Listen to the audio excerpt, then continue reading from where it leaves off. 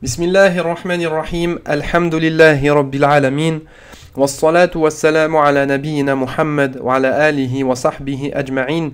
Mes très chers frères, mes très chères sœurs, Assalamu alaikum wa rahmatullahi wa barakatuh. Bienvenue dans ce nouveau cours de Vivre le Coran. C'est le premier cours que je fais depuis mon retour du Hajj, mon retour de ce voyage dans lequel j'ai pu me ressourcer et dans lequel j'ai pu recharger mes batteries pour pouvoir partager avec vous un maximum d'outils, un maximum d'informations pour vous faciliter et pour vous faire vivre le Coran au quotidien, Inch'Allah. Alors n'oubliez pas de vous abonner sur le site internet, sur la page Facebook et sur la chaîne YouTube pour ne rien louper de ces informations qui vont changer votre vie, Inch'Allah, et qui vont vous permettre de vivre le Coran, c'est-à-dire de le comprendre, de le méditer et de le mettre en pratique au quotidien. Aujourd'hui, Inch'Allah, on va essayer de vivre ensemble le premier verset de Surat Al-Insan, dans lequel Allah subhanahu wa ta'ala nous dit A'udhu billahi minash shaytanir rajim, Bismillahir rahmanir rahim, Hal ata 'ala al-insani hinun min ad-dahri lam yakun shay'an madhkura. La traduction, s'est-il écoulé pour l'homme un laps de temps durant lequel il n'était même pas une chose mentionnable. Donc on va voir après l'étude ou dans l'étude de ce verset comment le comprendre le message qu'Allah subhanahu wa ta'ala veut nous transmettre à travers ce verset-là, comment le méditer et comment le mettre en pratique dans notre quotidien, et on demande à Allah de nous faciliter cela. Objectif du cours, comme d'habitude, là je le rappelle dans les premières vidéos, mais ensuite il n'y aura plus besoin de le rappeler. Objectif du cours, c'est de devenir un adepte de ce verset, c'est-à-dire être min ahli ahadihil ayah. Donc, et comme on avait vu dans les différentes vidéos, que le principe pour être min ahli ayah ou min ahli surah ou min ahli al-Qur'an, la première condition, c'est de la mise en pratique. Donc devenir un adepte de ce verset en appliquant deux hadiths. Et je les rappelle rapidement. Donc le premier hadith où le prophète sallallahu alayhi wa sallam catégorise les musulmans en fonction de leur relation avec le Coran. Et il nous dit donc l'image du croyant qui récite le Coran et l'applique est celle de l'orange, ou tout fruit sucré ayant une bonne odeur. Son odeur est bonne et elle a un bon goût. D'accord, donc le musulman qui récite le Coran, qui apprend le Coran et qui l'applique, il a une bonne odeur et il a un bon goût, mashallah. Et ça, c'est le but de notre cours, de devenir de ceux qui récitent le Coran et qui l'appliquent. Ensuite, l'image du croyant qui ne récite pas le Coran, c'est-à-dire qui ne lit pas le Coran au quotidien, mais qui sait ce que contient le Coran, d'interdit ou d'obligation, et le met en pratique, est comparable à la date, elle n'a pas d'odeur et son goût est sucré. D'accord, donc le prophète sallallahu alayhi wa sallam, il nous dit que la première catégorie est celui qui récite le Coran et l'applique au quotidien. Le deuxième, c'est celui qui ne le lit pas mais qui l'applique. D'accord? Et la troisième catégorie, et nous on ne veut pas être de cette catégorie, mais malheureusement on s'aperçoit que la majorité des musulmans font partie de cette troisième catégorie, et le prophète sallallahu alayhi wa sallam a appelé cette personne-là hypocrite. Il nous dit, donc l'image de l'hypocrite, al-munafiq, donc qui récite le Coran et dans le sens ne l'applique pas, est semblable à une plante aromatique, le basilic. Son odeur est bonne et son goût est amer. Son odeur est bonne et son goût est amer. Et l'image de l'hypocrite qui ne récite pas le Coran et ne le met pas en pratique est celui de la colocante, elle n'a pas d'odeur et son goût est amer. Donc nous on veut être soit une date, on ne récite pas le Coran mais on l'applique. Ensuite, on veut passer à l'étape supérieure, c'est-à-dire être un fruit sucré qui a une bonne odeur et un bon goût en récitant le Coran et en l'appliquant. Et ça, ce n'est pas la première catégorie, car la première catégorie est celui donc où le prophète sallallahu alayhi wa sallam nous dit le meilleur d'entre vous est celui qui apprend le Coran et l'enseigne. Hadith rapporté par le Bukhari, et beaucoup de savants qui ont expliqué ce hadith, par exemple l'imam Cheikh al-Islam ibn Taymiyyah rahimahullah nous dit que est voulu par ce hadith l'apprentissage et l'enseignement des sens et des mots du Coran et non pas simplement des mots. Donc ceci est l'objectif du cours, de pouvoir comprendre, méditer, appliquer le verset et ensuite de le mémoriser, puis de l'enseigner à autrui. C'est parti, donc vivre une sourate ou un verset, c'est purifier son intention. Comme nous le dit le prophète sallallahu alayhi wa sallam, innamal a'malu binniyat. Donc les actes ne valent que par leurs intentions. Donc nous on veut par ce cours plaire à Allah subhanahu wa ta'ala. On cherche à mettre en application le Coran, on cherche la récompense et on cherche à avoir donc les effets de ce cours dans ce bas monde et dans l'au-delà. Et pour ce faire, il faut que notre intention soit exclusivement consacrée à Allah subhanahu wa ta'ala. Ensuite, vivre un verset, c'est le lire avec ses yeux, en ayant l'intention donc que les versets, la lecture donc touche notre cœur. Ça ne doit pas simplement s'arrêter à nos yeux, mais elle doit toucher notre cœur, avec l'intention de la mise en application. Lire avec tajwid, ça ne veut pas dire spécialement prendre des cours de tajwid, mais ça veut dire prendre un proche, un ami, un cousin, notre femme, nos enfants qui connaissent les règles de tajwid et réciter devant ces personnes-là pour qu'ils puissent nous corriger. Et si on fait vraiment des grosses fautes, nous corriger nos grosses fautes. Ensuite, c'est l'écouter. Donc écouter avec les oreilles et également il faut que ces mots touchent le cœur. Car le Coran, il a été envoyé pour nos cœurs, pour purifier nos cœurs. Donc, on écoute le Coran et on met cette intention de le comprendre pour le mettre en application au quotidien. Ensuite, c'est le comprendre et c'est ce qu'on va faire aujourd'hui, Inch'Allah. On va comprendre le sens général du verset. Ensuite, on va le comprendre mot à mot. Le comprendre va nous permettre de le méditer. Le méditer, c'est-à-dire nous poser des questions.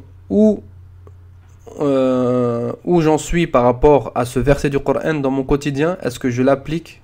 Si oui, est-ce qu'il y a moyen de m'améliorer dans cette application? Sinon, pourquoi je ne l'applique pas pour essayer de l'appliquer, Inch'Allah. Et donc, c'est ça le but, c'est appliquer le verset du Coran dans son quotidien.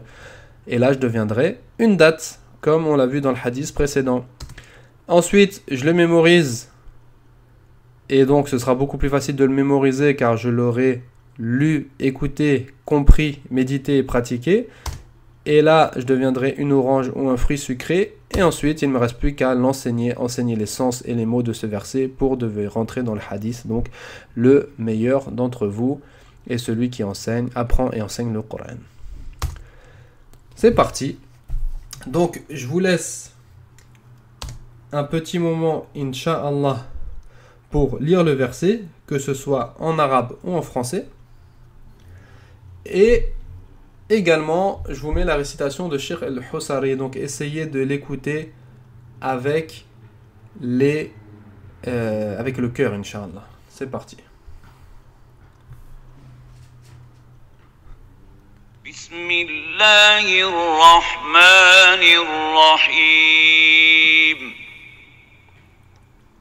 هل أتى على الإنسان حين من الدهر لم يكن شيئا مذكورا. On le réécoute une deuxième fois, Inch'Allah.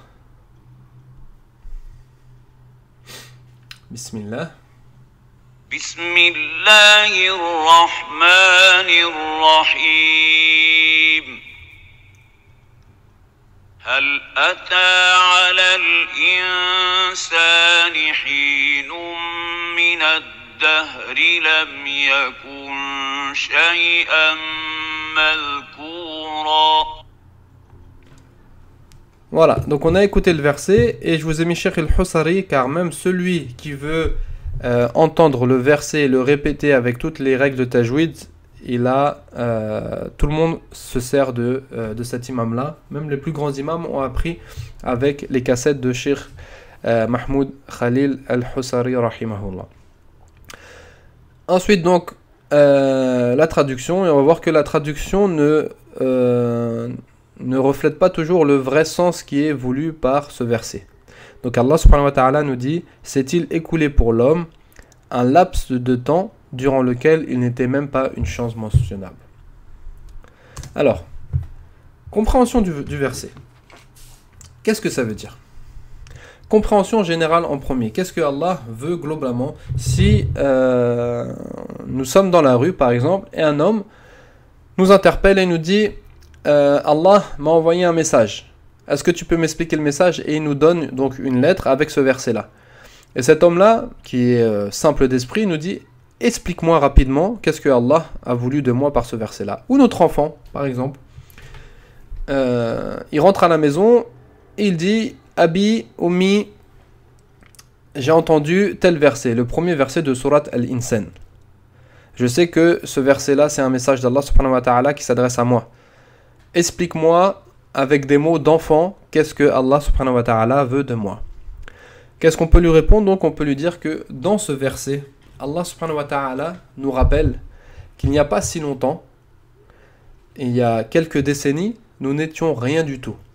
Nous n'étions le néant. Chacun d'entre nous, par exemple si nous avons 30 ans, et ben, il y a 32 ans, il y a 31 ans même, nous n'étions rien du tout. C'est-à-dire même pas une chose mentionnable. Allah subhanahu wa ta'ala nous rappelle que nous n'étions rien du tout. Et que c'est lui qui nous a créé du néant.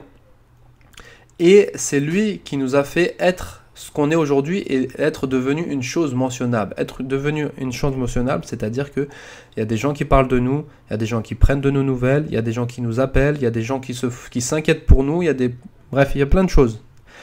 On est devenu une chose mentionnable alors qu'on n'était rien du tout. Donc voilà ce que Allah a voulu nous dire par ce verset-là. Toi qui es devenu un homme ou une femme aujourd'hui importante, plus ou moins importante, n'oublie pas qu'il n'y a pas si longtemps que ça, tu n'étais rien du tout. Et n'oublie pas que c'est Allah qui t'a créé et que c'est Allah qui t'a fait arriver là où tu en es aujourd'hui. Ensuite, donc là on a compris de façon générale. On va essayer de comprendre mot à mot. Ceci va augmenter votre vocabulaire coranique et va vous donner des informations sur la structure de la langue arabe. Alors, هل أتى على الإنسان حين من الدهر لم يكن شيئا مذكورا. Alors, premièrement, هل, c'est un nom interrogatif qui veut dire est-ce que. هل, est-ce que. Et là, on va voir que c'est une question qui est posée. Allah subhanahu wa ta'ala nous pose une question. هل أتى على الإنسان حين من الدهر لم يكن شيئا مذكورا. N'est-il pas venu un laps de temps à l'homme dans lequel il n'était pas une chose mentionnable? C'est une question par laquelle, Allah nous affirme. D'accord? En arabe, on peut poser une question, mais ça n'a pas le sens interrogatif.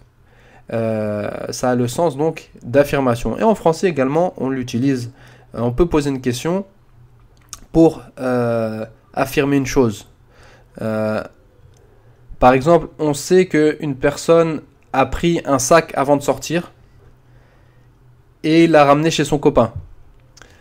Et il est à la maison, il cherche le sac. Et on dit à notre enfant, par exemple, n'as-tu pas amené ton sac chez ton copain? D'accord, on lui dit pour que la personne réfléchisse et pour qu'il trouve la réponse tout seul et qu'il dise oui, c'est vrai, je l'ai ramené chez mon copain.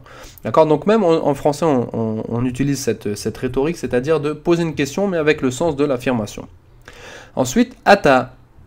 Donc, et voilà, et hel là, il a, pour les arabophones, il a le sens de qad. Qad ata ala al-insani hinun. Certes, il est venu un temps où l'homme est passé par un laps de temps dans lequel il n'était pas une chose mentionnable. Ensuite, nous avons le verbe ata, qui est le verbe venir. Donc, le verbe ata, c'est du mardi.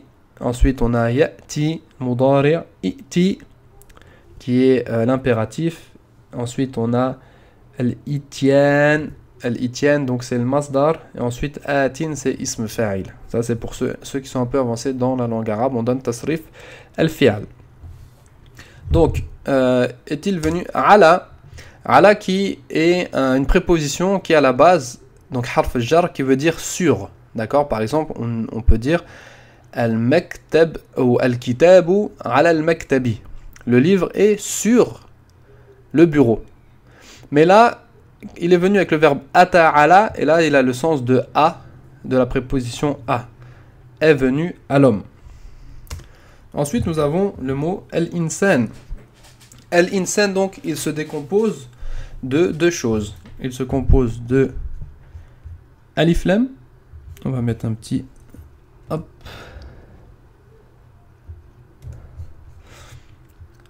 Donc on a le alif lam et ensuite on a insan. Donc là j'ai fait une faute, là il faut retirer le alif lam parce qu'il est déjà ici, d'accord? Alif lam et insan. Ça veut dire l'homme avec un grand H, c'est-à-dire l'espèce humaine.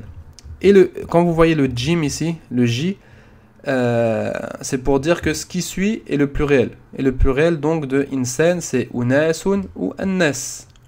Et on voit que Allah subhanahu wa ta'ala a appelé une sourate Surat al-Insan, et il a appelé une autre sourate Surat al-Nas, par laquelle il a terminé le Coran. Donc ça nous donne des informations sur l'importance que Allah subhanahu wa ta'ala et l'honneur que Allah subhanahu wa ta'ala donne à cette créature qui est al-Insan, l'espèce humaine. Donc c'est l'homme avec un grand H, aussi bien les hommes que les femmes. Ensuite nous avons hinun. Hinun, qui veut dire un moment, un instant, et le pluriel qui est ahyan. Donc n'est-il pas venu à l'homme un moment? Min, c'est également une préposition, ce qu'on appelle harf jar, qui veut dire deux, et dahr. Et dahr, c'est le temps. Donc dahr, pareil, c'est alif lam, qui veut dire le, la ou les, là qui veut dire le, et ensuite dahr, pluriel, duhur, qui veut dire le temps. Et cette expression, donc, hinum minad dahr, veut dire un laps de temps. Donc, n'est-il pas venu à l'homme un laps de temps dans lequel, donc, lam yakun, ceci est une forme négative. Et avant que j'oublie, donc, ad-dahr, ça veut dire le temps. Et il y a un hadith aussi qui est rapporté par Muslim, dans lequel le prophète sallallahu alayhi wa sallam nous dit: La yasubbu ahadukum ad-dahr, fa inna Allah huwa ad-dahr. Que personne d'entre vous n'insulte le temps, ad-dahr, parce que Allah est le temps. D'accord? Donc, c'est-à-dire que c'est Allah qui gère tout, c'est Allah qui fait le qadar, etc. Également, c'est Allah qui gère le climat, donc il ne faut pas insulter ad-dahr, parce que Allah est ad-dahr, est le temps. Parenthèse fermée, on continue avec lam yakun. Lam yakun, donc c'est la négation du passé. C'est la négation du passé. On ne rentre pas dans l'explication totale, hein, mais à la base, on a le verbe kana yakunu kun, kaunan. Et donc, yakunu, à la base, il y a ici, là, il y a un waouh, yakunu. Mais comme on a lem, ça rend majzoum, c'est-à-dire qu'on met une soukoun sur le noun. Et comme on ne peut pas avoir deux soukounes de suite avec le waouh et le noun, donc toute prolongation, c'est comme si elle avait une soukoune dessus. Donc qu'est-ce qu'on fait? Eh ben, on supprime simplement le waouh, ça fait lam yakun, il n'était même pas. Shay'an, donc shay'an, c'est une chose. Une chose, et là, c'est mansoub, pourquoi? Parce que c'est khabar kana, pour ceux qui connaissent. Et donc shay'an, c'est une chose, et le pluriel c'est ashya, ashya. Et là, sifat, donc adjectif qualificatif, une chose quoi? Une chose mentionnable, madhkouran, c'est pour ça que c'est également mansoub. Donc, on a compris mot à mot. Et j'espère que vous avez profité et que vos compétences en langue arabe ont augmenté. Nous avons compris mot à mot ce verset-là. Donc, hel ata ala al-insani. Comme vous savez, harf al-jar, tout ce qui est après harf al-jar, ça prend kasra. Donc, ala al-insani. Hinun, hinun, rapidement, hein, c'est le fa'il du verbe ata. Donc, c'est pour ça qu'il est au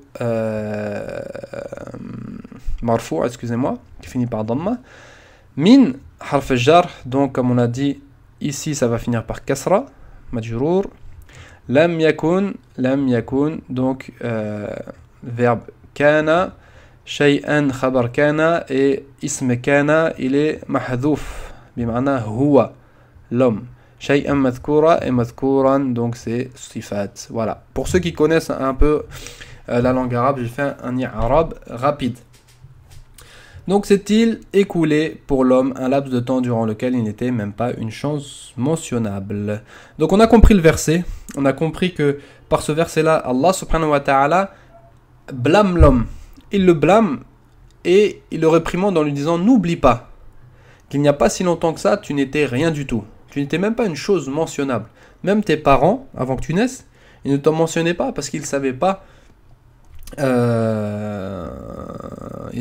comment tu allais être, comment tu allais devenir. Est-ce que tu allais être blond, brun, roux? Est-ce que tu allais avoir les yeux verts, etc. Est-ce que tu es grand, petit? Bref, tu n'étais même pas une chose mentionnable. Et Allah subhanahu wa ta'ala, il t'a créé du néant et il t'a fait devenir être une chose mentionnable, c'est-à-dire qu'on parle de toi, qu'on prend des nouvelles de toi et qu'on s'inquiète pour toi, et ça c'est un grand honneur.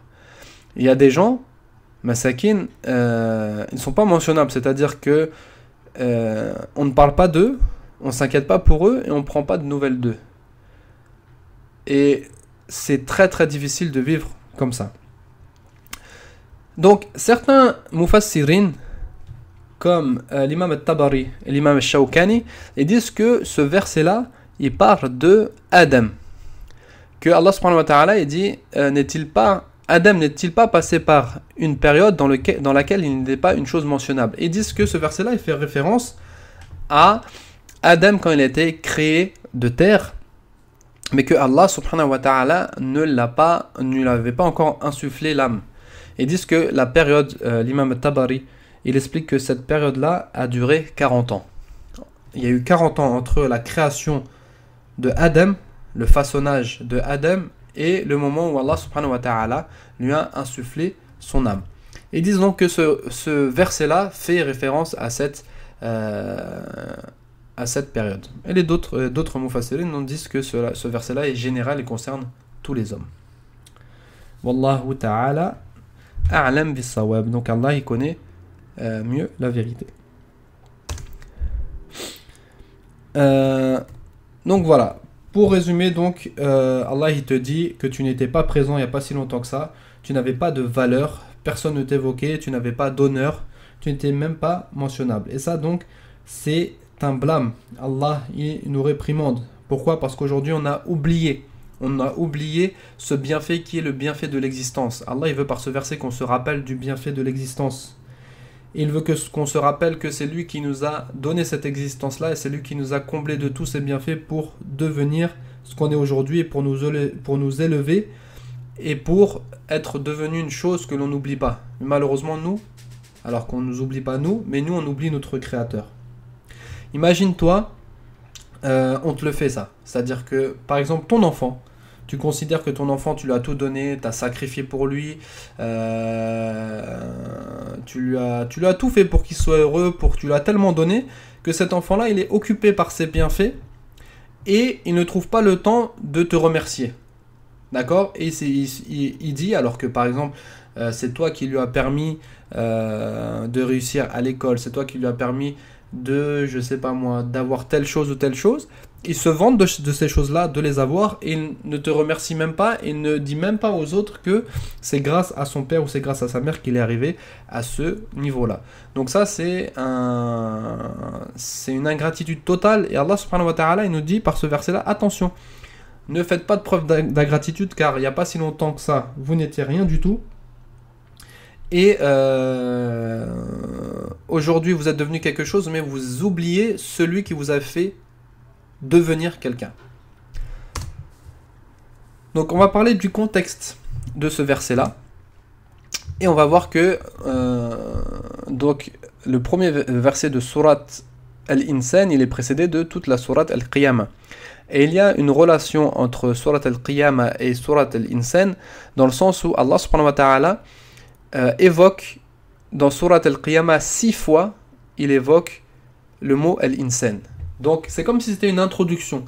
Avant de parler de Surat Al-Insan, dans lequel Allah subhanahu wa ta'ala il explique à l'homme d'où il vient, et ben Allah subhanahu wa ta'ala il a cité le mot Al-Insan 6 fois dans Surat Al-Qiyamah.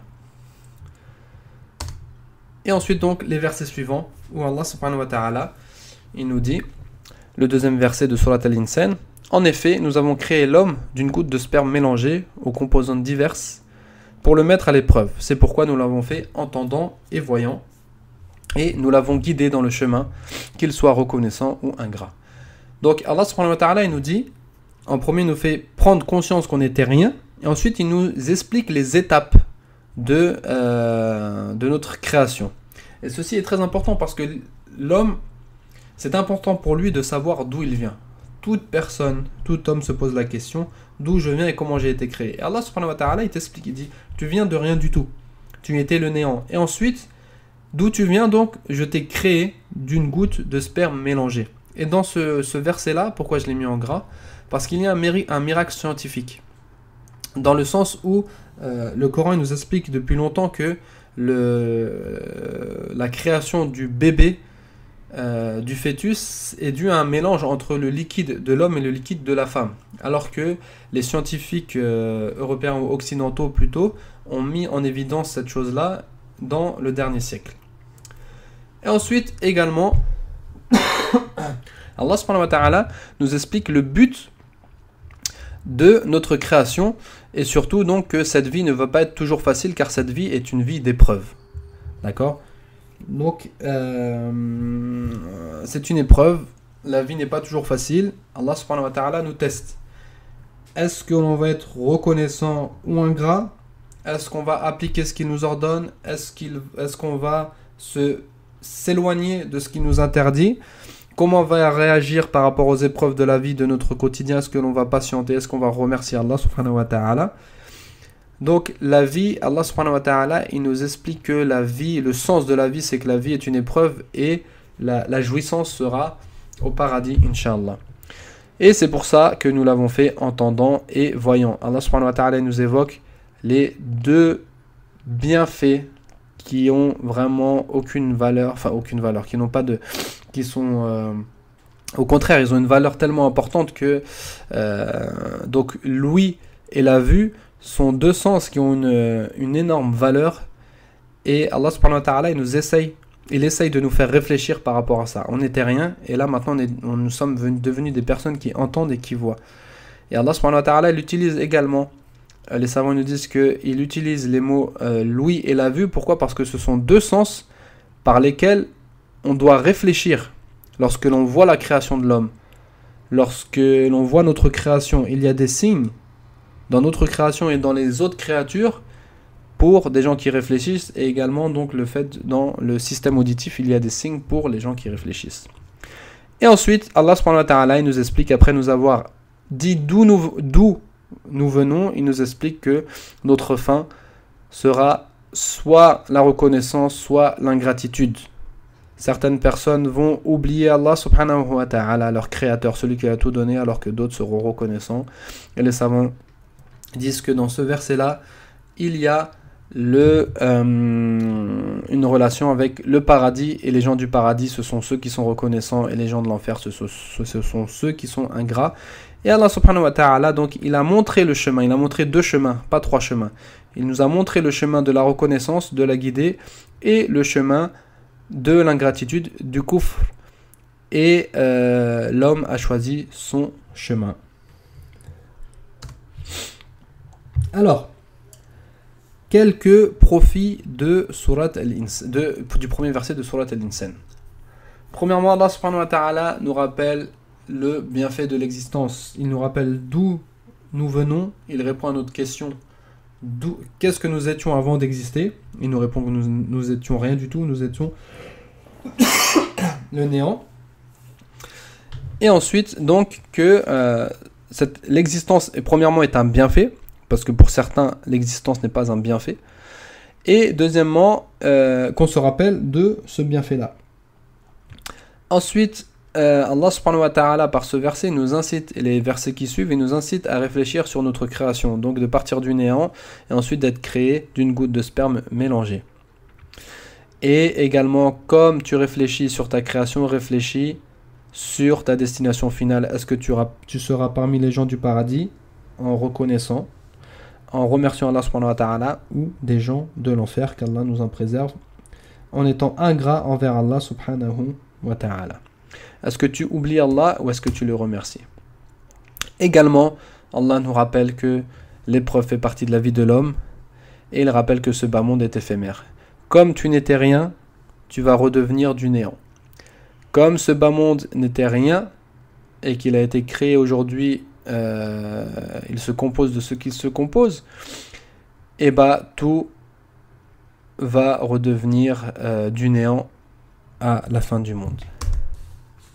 Alors, je pense que maintenant nous avons bien compris le sens du verset. Allah subhanahu wa ta'ala nous blâme et il nous rappelle que nous n'étions rien du tout. Et c'est lui qui nous a comblé de tous ses bienfaits, le bienfait de l'existence et le bienfait de être quelque chose mentionnable. Qu'est-ce que l'on doit faire? Donc, quel message Allah subhanahu wa ta'ala nous donne par ce verset-là? Il nous dit qu'il faut le remercier pour le bienfait de l'existence. Et on a déjà vu dans les vidéos précédentes, en islam, qu'est-ce que ça veut dire remercier? En islam, remercier, c'est remercier par le cœur. Remercier par le cœur, c'est-à-dire reconnaître que ce bienfait vient d'Allah subhanahu wa ta'ala. Tu reconnais que c'est Allah seul, subhanahu wa ta'ala, qui t'a créé, qui t'a donné cette vie.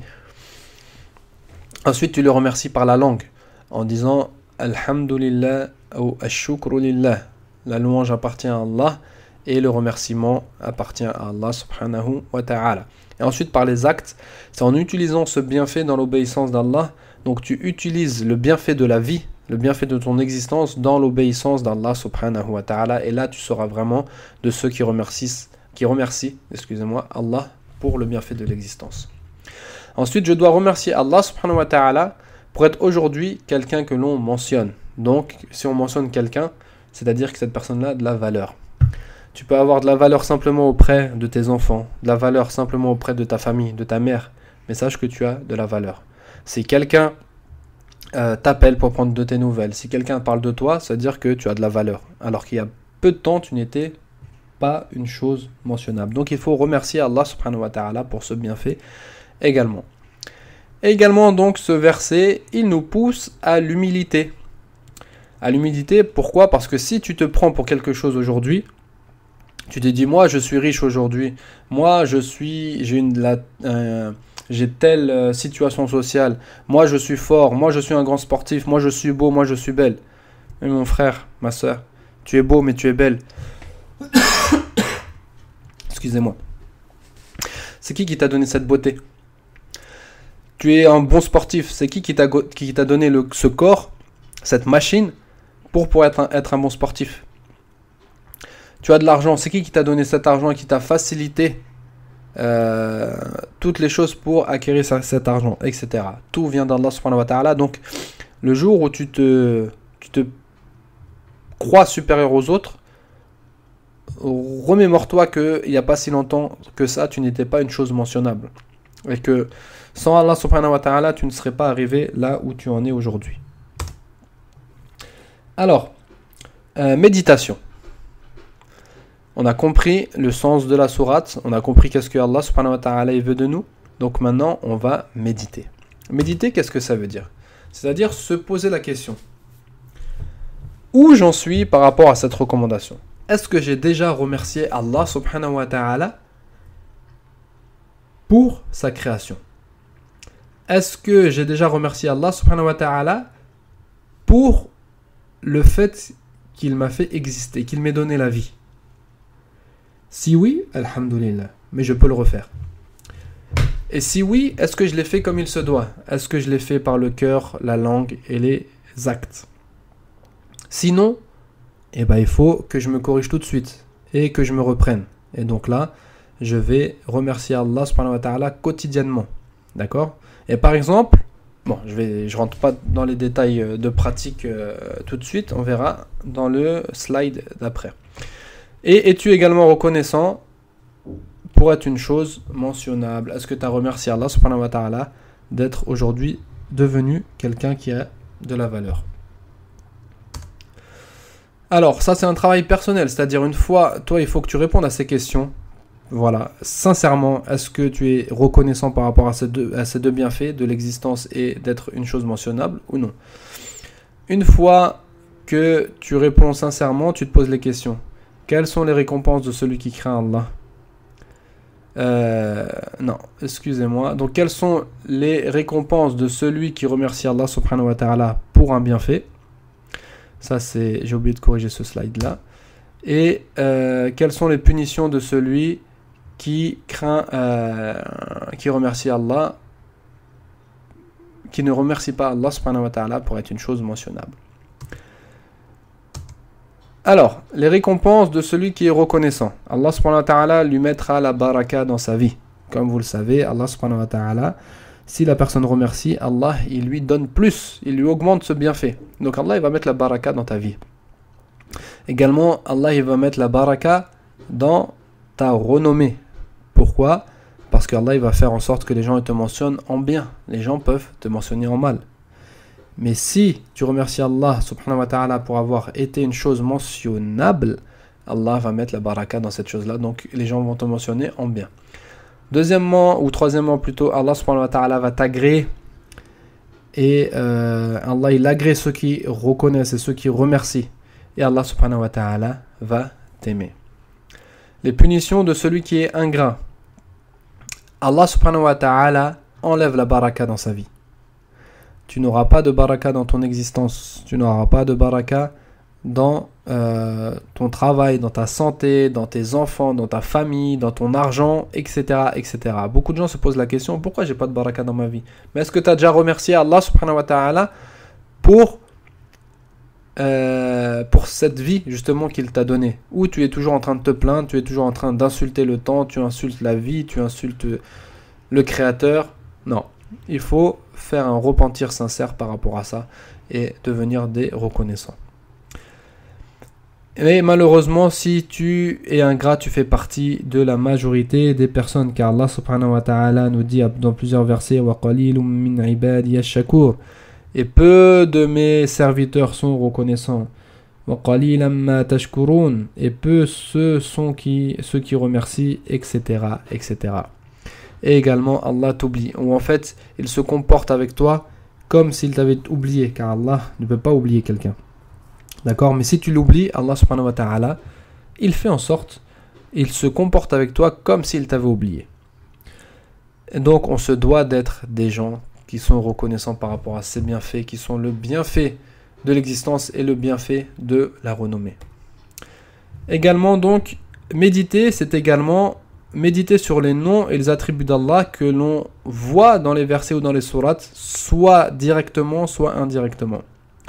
Parmi les noms, on a Al-Awwal. Allah subhanahu wa ta'ala, c'est Al-Awwal. Avant d'avoir créé tout ça, Allah subhanahu wa ta'ala, il était déjà là. Comment? Wallahu a'lam. Mais Allah subhanahu wa ta'ala était déjà là. Wal-Akhir également. Ce sera le dernier. D'accord? Allah subhanahu wa ta'ala, c'est le vivant, qui n'est pas précédé par la mort. C'est le vivant qui ne sera pas suivi par la mort. Également, c'est le Khaliq, le créateur. Al-Mun'im, celui qui donne tous les bienfaits. Al-Karim, le généreux. Al-Qadir, donc celui qui est capable de tout, etc., etc. Donc, à vous de méditer un peu sur les noms et les attributs d'Allah. Et moi, le peu de noms et d'attributs d'Allah que je vous ai mis dans ce PowerPoint, d'aller chercher dans des livres qui expliquent les noms et les attributs d'Allah pour en savoir leur signification. Alors, mise en pratique au quotidien, et c'est le plus important. Alors, je me purifie d'une chose, je me purifie de mon ingratitude que j'ai pu avoir envers Allah subhanahu wa ta'ala pour ne pas l'avoir remercié pour ce bienfait qui est la vie et l'existence. Je me purifie également de mon orgueil que j'ai pu être en disant « moi j'ai fait ci, moi j'ai fait ça, moi je suis comme ci, moi je suis comme ça », alors que je n'étais en fait à la base rien du tout et c'est Allah subhanahu wa ta'ala qui m'a tout donné. Donc, mettre en pratique, c'est se purifier d'une chose, donc là, se purifier de notre ingratitude et de notre orgueil. Et c'est de mettre en pratique des choses, donc se développer. C'est remercier Allah subhanahu wa ta'ala pour le bienfait de l'existence et pour être devenu une chose mentionnable et de faire preuve d'humilité, même quand je fais quelque chose de bien et des choses qui peuvent me permettre, entre guillemets, de me la raconter. D'accord? Et ça peut être vraiment une chose basique. Moi, je sais qu'il y a certains de mes amis qui lorsqu'ils jouent à la console et qu'ils gagnent un match de foot, par exemple, ils font preuve vraiment d'orgueil et c'est moi le meilleur, c'est moi ci, toi t'es nul, nanani, nanana. Ou quand on joue au foot dehors, ou à l'école, quand on a une meilleure note, ou etc., etc. Donc, ce sentiment d'orgueil, il peut venir vraiment dans des choses minimes. Donc à nous de faire preuve d'humilité, car si tu as réussi dans un contrôle, si tu as gagné un match de foot, n'oublie pas que c'est Allah subhanahu wa ta'ala qui t'a permis de faire tout ça. Et dire toujours Alhamdulillah lorsqu'il nous arrive une chose de bien ou une chose du mal, toujours dire Alhamdulillah car tout vient d'Allah subhanahu wa ta'ala et invoquer Allah subhanahu wa ta'ala pour qu'il me compte parmi les gens qui reconnaissent, qui sont reconnaissants. Parmi les gens qui remercient Allah subhanahu wa ta'ala. Et là, si je mets en pratique, donc je deviendrai une date, d'accord? Si je me purifie de mon ingratitude, je me débarrasse de mon orgueil, que je remercie Allah subhanahu wa ta'ala pour le bienfait de la vie et le bienfait d'être une chose mentionnable, que je fais preuve d'humilité, et bien là, je deviens une date. C'est-à-dire que par rapport à ce verset-là, je suis une date. Pour m'aider, alors, j'invoque Allah subhanahu wa ta'ala par cette invocation.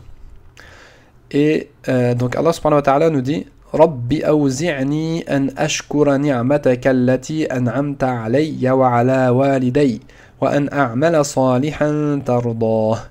Donc dans ce verset-là, Allah subhanahu wa ta'ala il nous apprend à lui demander d'être parmi les gens qui reconnaissent. Allah subhanahu wa ta'ala nous dit permets-moi, ô Seigneur, de rendre grâce pour le bienfait, donc de te remercier pour le bienfait dont tu m'as comblé. Là, entre guillemets, c'est le bienfait de l'existence et le bienfait d'être une chose mentionnable.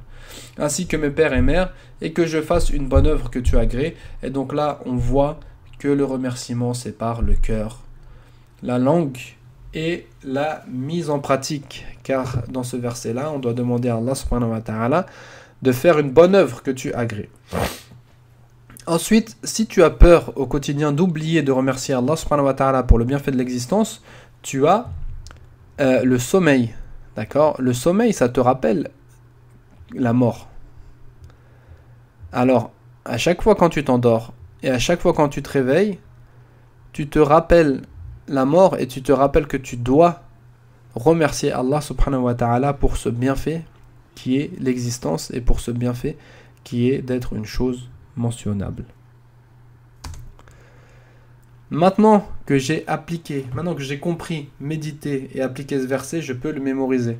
Et ce sera très simple, vous allez voir. Et là, je deviendrai un fruit sucré. Masha'Allah, vous avez vu? Et c'est ça l'ordre dans la méthodologie prophétique. Ensuite, j'enseigne le sens du verset et j'enseigne les mots du verset. C'est-à-dire, maintenant que j'ai compris le verset, hop, je passe un coup de téléphone. Par exemple, j'appelle mon père, j'appelle ma mère, j'appelle mon frère, j'appelle mes amis. Tu sais, aujourd'hui, j'ai compris le verset 1 de Surat Al-Insan. Allah subhanahu wa ta'ala, il veut qu'on soit des gens qui soient reconnaissants par rapport à ce bienfait de l'existence et d'être une chose mentionnable. Et Allah subhanahu wa ta'ala il veut qu'on fasse preuve d'humilité car on n'était rien du tout. Et Allah subhanahu wa ta'ala, par ce verset-là, il nous blâme et il nous rappelle que c'est lui qui nous a tout donné. Et ensuite, donc là, j'ai bien transmis l'essence. Donc mettre en pratique, c'est remercier Allah pour le bienfait de l'existence et c'est de faire preuve d'humilité, etc. Tout ce qu'on a vu. Et ensuite, comme tu l'as mémorisé, tu peux aussi dire eh ben, je vais t'apprendre à le réciter et tu apprends le verset. Et là, tu feras partie des adab de Ahlu Hadihil Aya en étant le meilleur d'entre vous et celui qui apprend le Coran et l'enseigne.